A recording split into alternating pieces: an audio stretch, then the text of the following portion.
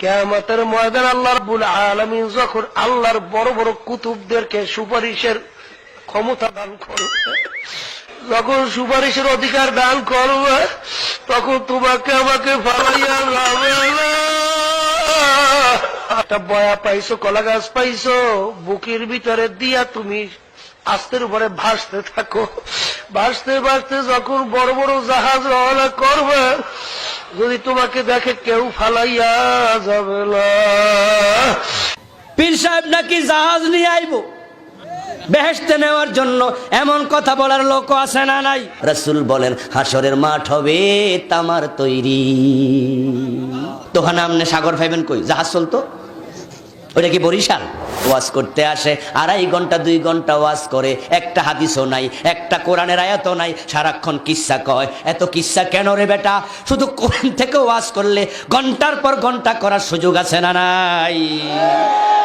Meeting হয় আফ্রিকার জঙ্গলে, বাংলাদেশ থেকে পীর সাহেব হুজুর 1 মিনিটে চলে যায়। খাদেম দেখছে জঙ্গল দিয়া যাইতাছে, হরি বাবার হঠাৎ করে দেখে নাই, হুজুর উদাও হইয়া গেছে। তোমার এলেমের অবস্থা যেহেতু খারাপ, ছাত্র জীবনে লেখাপড়া তুমি ভালো করো নাই, তাই মাহফিল আল্লাহ সুর দিছে, এখন হইয়া গেছো বক্তা, লাখ লাখ মানুষ হয়। এলেম না থাকলে কোরআন হাদিস বলা খুব জটিল। বিশ্ব নবী এত শব্দে জিকির করলেন, ইল্লাল্লাহ ইল্লাল্লাহ এমন কথা বলেছেন, কোন হাদিসে একটু দেখান। কালকে সমালোচনা করবেন, আমি জানি যে উনি হুজুরের বিরুদ্ধে কইছে, পীরের বিরুদ্ধে। মোটেও না, মোটেও না। আমি পীরকে ভালোবাসি, এদেশে পীররা ইসলাম প্রচার করেছে, কিন্তু যেই কথা কোরআন হাদিসের সাথে মিলবে না, আমার বাবার কথা মানতে রাজি হব না। কিয়ামতের ময়দানে আমার বাবা জান, আমার দাদা জান জাহাজ নিয়ে বের হবে, ওই জাহাজে উঠবেন, জান্নাতে চলে যাবেন। আপনারা কিয়ামতের ময়দানের কথা জানেন যে কিয়ামতের ময়দান হবে তামার ময়দান। এরকম তামার ময়দানে জাহাজ চলবে কোন কায়দায় বলেন? পুড়িয়ে তামা হয়ে যাবে, মানুষের মগজ টকবক করে ফুটবে। ভেদে মারেফত নামে যে বইটা আছে, 15 নম্বর পৃষ্ঠা 3 নম্বর লাইনে এই যে কথাগুলো, এগুলো সুস্থ মানুষ মানবে না। এখানে লেখা আছে আল্লাহর আন্দাজ নেই। এ কথা কি ইনি মানবে? আল্লাহর আন্দাজ নেই, কত বড় কথা বলেন আপনি। সেটা আপনারা বিবেচনা করবেন। তো আমি এই কিতাবের একটা অংশ তুলে ধরতেছি, সেটা হলো এই ইয়াদে খুদা বা ভেদে মারফত এর 15 নম্বর পৃষ্ঠা। এখানে হযরত শামসুল তাবরিজি রহিমুল্লাহ এর নকল তুলে ধরা হয়েছে। তো প্রথম দিক দিয়ে এতটুকু একটা ঘটনা বর্ণিত হয়েছে, এই ঘটনাটা আপনারা পড়ে নেবেন আশা করি। আমি এটা ধরে রাখছি, আমি এটা সংক্ষেপে বলতেছি ঘটনাটা। এখানে বলা একটা বৃদ্ধ ছিল, এক বৃদ্ধে তার পুত্র মারা যাওয়ার পরে একমাত্র নাতি ছিল, সেই নাতিটি তাকে গাভী দুধ দুয়ে এটা বিক্রি করে তাকে খাওয়াতো। তো যাই হোক, সেই নাতিটি মারা যায়, মারা যাওয়ার পরে বৃদ্ধটি সেই নাতিটিকে সামনে নিয়ে কাঁদতে থাকে। তো এই সময় এই বুজুর্গ ব্যক্তি কিংবা পীর এই বৃদ্ধকে দেখতেছিল যে তার নাতিকে সামনে কাঁদতেছে। তখন এই ঘটনাটা দেখেন যে তখন ঘটনা এখানে বলছে, হুজুর বলিলেন এই ঘটনা কি সত্য?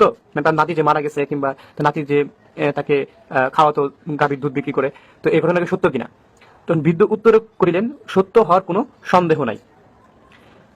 তখন হুজুর বলিলেন, হে ছেলে, তুমি আমার হুকুমে দাঁড়াও। ভালো মতো দেখুন কি বলছে, তুমি আমার হুকুমে দাঁড়াও। এটা কতটুকু ইসলামে আমার বোধগম্য নয়। তারপর বলতেছে, তখনই ছেলে উঠিয়া দাঁড়াইল এবং বলিল, আমার দাদু কোথায়? দাদা স্নেহ ভরে কোলে জড়াইয়া বলিল, দাদা তুমি মরিয়াছিলে, এখন কিরূপে জীবিত হইলে? নাতি বলিল, আল্লাহর ওলি আমাকে জিন্দা করেছেন, আল্লাহর ওলি আমাকে জিন্দা করিয়াছেন। এই ঘটনা প্রকাশ হওয়ার পরে খাঁটি মুসলমান বাদশার কাছে এই খবর পৌঁছালো হলো। তৎকালীন সময় একজন বাদশা ছিলেন যিনি খাঁটি মুসলমান, তার কাছে ঘটনা পৌঁছাইলো। তখন বাদশা কুতুব সাহেবকে দরবারে হাজির করিয়া জিজ্ঞাসা করিলেন, মানে পীরকে দরবারে হাজির করিয়া জিজ্ঞাসা করিলেন, হুজুর আপনি কি বলিয়া বৃদ্ধের নাতিকে জিন্দা করিয়াছেন? তিনি বলিলেন যে আমি বলিয়াছি, হে ছেলে আমার আদেশে জীবিত হয়ে যাও। দেখুন, বাদশা বলিলেন, আফসোস যদি আল্লাহর আদেশে জিন্দা হইতে বলিতেন। বাদশা তো ঠিকই বলতেছে। এখন দেখেন তারপরে কুতুব সাহেব উত্তর করিলেন, মাহবুদের কাছে আবার কি জিজ্ঞাসা করিব, তাহার আন্দাজ নাই। দেখেন, তাহার আন্দাজ নাই। এই কথা কতটুকু ইসলামিক আল্লাহর সাথে বলা যায়, কতটুকু বেয়াদবি বা আদব, সেটা আপনারাই বিবেচনা করবেন।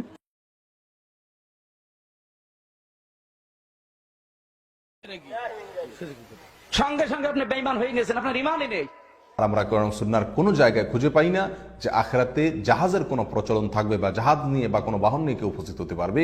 অতএব এই মন্তব্য সম্পূর্ণ মন গড়া, সম্পূর্ণ বানোয়াট এবং ভিত্তিহীন। আখিরাতের প্রতি ঈমান, এটা ঈমানের গুরুত্বপূর্ণ একটি পয়েন্ট।